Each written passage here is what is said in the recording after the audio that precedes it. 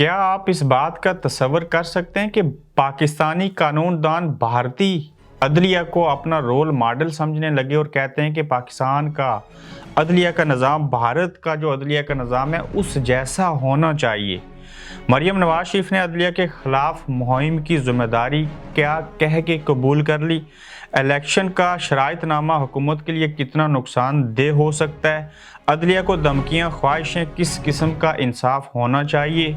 उस्मान बुज़दार मुश्किल में कैसे फंसे।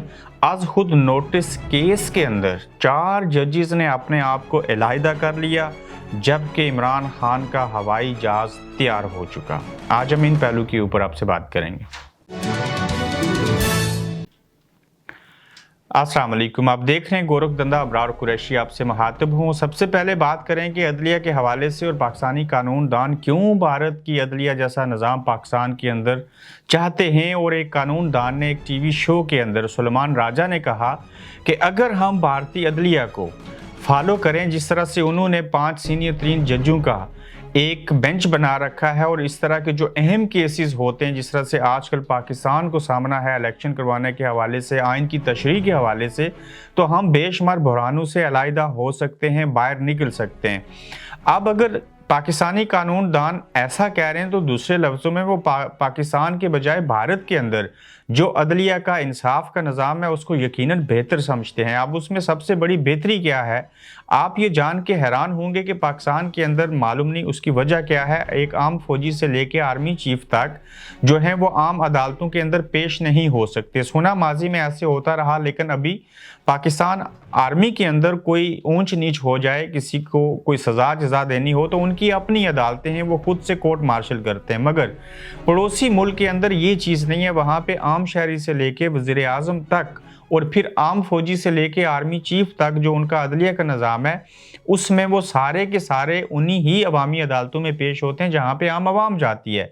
तो ये वजह है कि वहाँ पे अगर देखा जाए तो दोहरा मेयार तो हर जगह पे है, लेकिन उसकी रेशो थोड़ी और ज़्यादा होती है। मगर भारत का अदलिया का निज़ाम मैं ये ज़ाती तौर पे मानता हूँ कि पाकिस्तान इस्लामी जमहूरिया पाकिस्तान जो है उसकी बानिस्बत बेहतर है। तो अगर आज सुलेमान अकरम राजा काशिफ अब्बासी साहब के प्रोग्राम में बैठ के ये तजावीज़ दे रहे हैं या तजवीज़ दे रहे हैं कि अगर ऐसे कर लिया जाए जैसे भारतीय मीडिया अदलिया ने कर रखा है, तो ये एक बहुत बड़ा सवालिया निशान है कि हम मुसलमान होते हुए इस्लामी जमहूरिया पाकिस्तान में रहते हुए जहाँ पूरे मुल्क का एक आइन है, एक ढांचा है, पूरे इदारे हैं, उसके बावजूद हम पड़ोसी मुल्क को जिनको हम गैर मुस्लिम कहते हैं उनको हम अपने आप से बेहतर समझ रहे हैं और उनको फॉलो करने के लिए सुलेमान अकरम राजा साहब जैसे सीनियर कानूनदान जो हैं वो ये तजवीज़ देते हैं। तो ये लम्हा फिक्रिया होना चाहिए हमारे लिए कि हमें पड़ोसी मुल्क की मिसाल देनी पड़ी। बहरहाल कुछ भी हो, जहाँ पे अच्छाई नज़र आए, जहाँ पे अच्छी बात हो उसको फॉलो करना चाहिए, इसमें कोई आर नहीं है।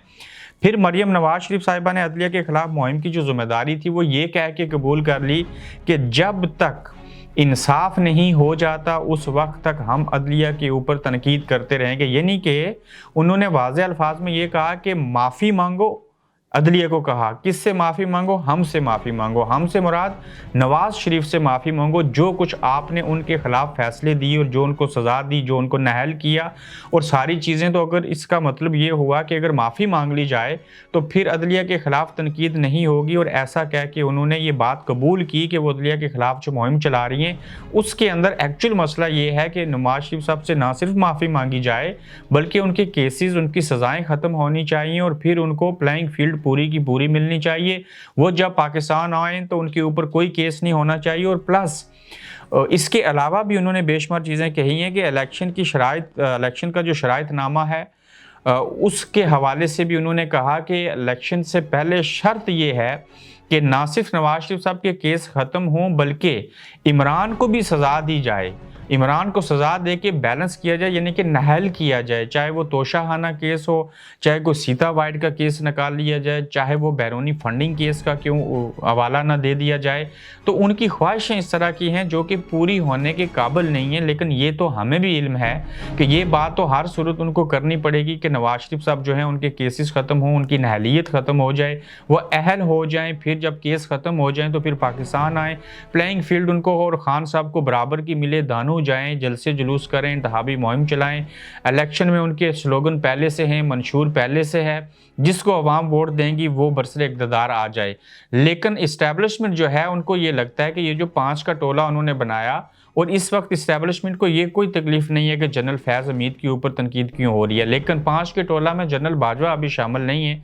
जब नवाज शरीफ साहब वापस आएंगे, केस अगर ख़त्म हो जाए, तो इस्टेब्लिशमेंट को ये श्योरिटी चाहिए कि कल आप लोग वोट को इज्जत दो का बयानिया फिर से अगर ले आए, फिर से आपने इस्टेब्लिशमेंट के ऊपर भी बोलना शुरू कर दिया जैसे कि अदलिया के ऊपर आप बोल रहे हैं, तो इस चीज़ की श्योरिटी कौन देगा? तो ये मामलात उन्होंने ही रोक रखे हैं जिन्होंने मियाँ साहब के ऊपर केसेस बनाए थे। अब वो जाने, मियाँ साहब जाने, उनका काम जाने। तो इलेक्शन उस वक्त तक कहते नहीं होंगे जब तक आप मियाँ साहब की नहलियत ख़त्म नहीं करते, केसेस ख़त्म नहीं करते। तो ये जो शराइत हैं, ये शर्त तो किसी सूरत पूरी नहीं हो सकती कि आप इमरान खान को नाअहल करें और मियाँ साहब की नहलियत ख़त्म करें।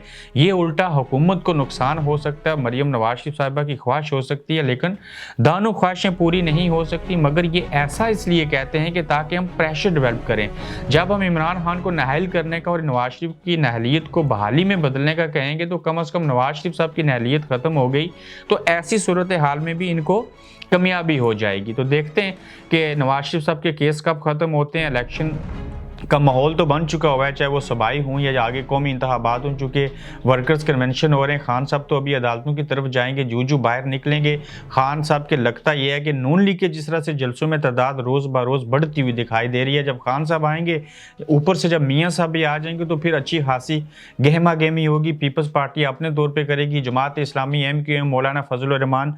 बहरहाल इलेक्शन में कौन किसका हितादी होगा, क्या चीज़ें होंगी, वो तो ये बड़े फैसला कर ही लेंगे। मगर आवाम किसके साथ होंगी, ये वोट के ज़रिए फ़ैसला होगा, और जलसों में भी पता चल जाएगा कि किसकी क्या अहमियत है, किसके पास कितनी ताकत है। उस्मान बुज़दार सब मुश्किल में फंस के, वो इसलिए मुश्किल में फंसे कि आमदन से ज़ायद असासों का केस, जैसे कि मुस्लिम लीग नून के बेशुमार लोगों के हवाले से चला था, जो शहबाज शरीफ साहब के ऊपर भी बना, मरियम नवाज शरीफ साहिबा के हवाले से भी आया, प्लस नवाज शरीफ साहब के हवाले से भी था। तो अब उस्मान बुज़दार साहब के ऊपर जो लाहौर की हाई कोर्ट में केस चल रहा है आमदन से ज़ायद असासों का, इसमें अदालत ने कहा है कि बुज़दार साहब आप साबिक़ वज़ीर आला हैं, ये केस चल रहा है, आप आएँ, इसमें पेश हों। चूँकि वो पेश नहीं हो रहे थे, इसमें पेश हो के साबित कीजिए, अपनी गवाही दीजिए कि आप जब वज़ीर आला नहीं थे या वज़ीर आला जब बन गए और उसके बाद और उससे पहले आपकी जो आमदन है उससे ज़्यादा आपकी असासे हैं, तो ये माल मसरूका कहाँ से लाया और हमें बताइए और इसकी वजाहत दीजिए। तो ये हर सियासतदान जैसे इस इंसाफ की चक्की में पिसता आया है, उसी तरह से उस्मान बुज़दार साहब भी एक मुश्किल में हैं।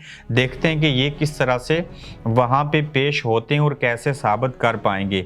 आज खुद नोटिस केस में 4 जजेस ने अपने आप को जो है वो अलहदा कर लिया है, और ये कह के अलहदा किया है, इख्तलाफी नोट लिखा कि ये आज खुद नोटिस बनता ही नहीं, सो मोटो लेना ही नहीं चाहिए था। यानी कि अदलिया का काम है किसी तंदूर के ऊपर जाके रोटियां लगाना, शेफ़ बन के हांडियाँ बनानी, कुछ और करना, और अदलिया को तो आइन के तहफ़्फ़ुज़ के लिए नोटिस लेना ही नहीं चाहिए था। ऐसा किसने कहा? 4 जजेस ने। वो 4 जजेस कौन हैं? जस्टिस एजाज़ उल एहसन साहब हैं, जस्टिस मज़ाहिर अली साहब हैं, अकबर नकवी, जस्टिस यही आफरीदी हैं, और जस्टिस अतर मिनुल्लाह ने खुद को बेंच से अलग कर लिया। बाकी बचे हैं 5। अब 5 में से भी मेरे ख्याल से 1 या 2 कंट्रोवर्शियल है। वो चाहते हैं कि मुस्लिम लीग नून वाले कि इनको यहाँ नहीं होना चाहिए। अगर वो यहीं पे हैं और 5 जजेस बाकी हैं, 9 में से 4 घर चले गए, यानी कि बाहर निकल गए इस बेंच से, जिसको बेंच फिक्सिंग कहा जा रहा था। तो अब ये 5 जजेस ने कहा है कि हम कल भी फैसला दे सकते हैं, परसों भी फैसला दे सकते हैं, वो फैसला हर सूरत देंगे, क्योंकि 5 जजेस भी फैसला देंगे, और उन 5 में से अगर 3 ये कहें कि इलेक्शन होने चाहिए या 5 के 5 यही कह दें, तो अदलिया का फैसला मनो-अन तस्लीम करना पड़ेगा। वो फैसला किस इलेक्शन का होगा? सिर्फ सूबाई असम्बलियों के इलेक्शन का, और ये बहुत बड़ा इम्तहान है किसके लिए? ख़ास कर अदलिया के लिए। और देखना ये होगा कि 4 जजेस तो अलहदा हो गए, इससे ये साबित हुआ कि लाइकिंग डिसलाइकिंग ज़रूर है। अब ये कैसे मुमकिन है कि 4 ये कह के अलहदा हुए कि इसके ऊपर सोमोटो नहीं बनता था।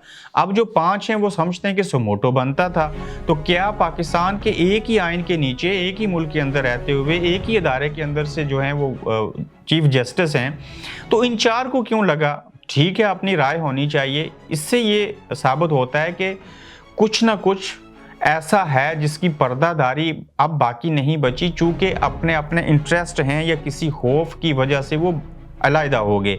अब जो बाकी 5 हैं उनके सर के ऊपर सारी बात आन पड़ी है कि ये फैसला दें और इलेक्शन के हवाले से हतमी फैसला हो कि इलेक्शन जो है वो कब होने चाहिए 90 डेज़ के अंदर 2 सूबाई असम्बलियों के।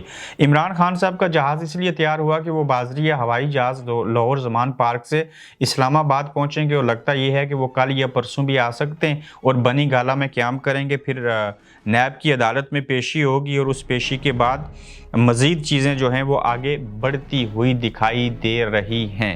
अपना ख्याल रखिएगा, अपना फीडबैक दीजिएगा। कल दोबारा से आपकी खिदमत में फिर हाजिर होंगे। अल्लाह हाफिज।